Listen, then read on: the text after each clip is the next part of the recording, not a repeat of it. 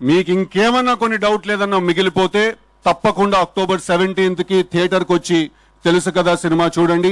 ఈ సినిమాలో వరుణ్ అనే క్యారెక్టర్ ఒక గన్ను పట్టుకోకుండా, ఒక కత్తి పట్టుకోకుండా, ఒక్క చుక్క కూడా రక్తం చిందించకుండా emotional warfare and psychological violence ని జనరేట్ చేస్తాడు థియేటర్లో. That's a promise I give you all.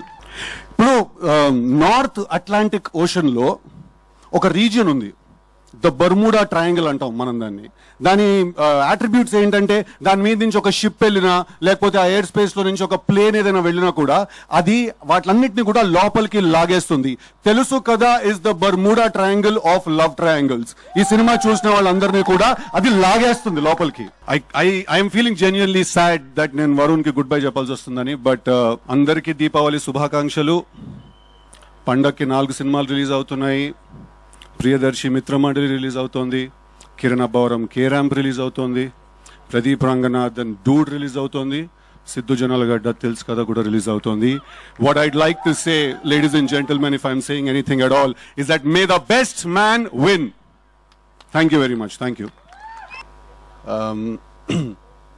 ఇవాళ యాక్చువల్లీ చాలా బాధగా ఉంది నాకు. I'm feeling really sad today.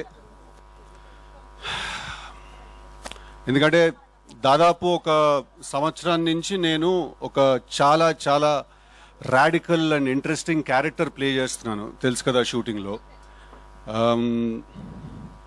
ఒక వింత మనిషి బుర్రలో బ్రతుకుతున్నాను నేను దాదాపు ఒక సంవత్సరం నుంచి. కానీ ఎల్లుండి సినిమా రిలీజ్ అవ్వబోతుంది. సో నేను ఇంకా వరుణ్ అనే ఆ క్యారెక్టర్కి నేను గుడ్ బై చెప్పేయాలి.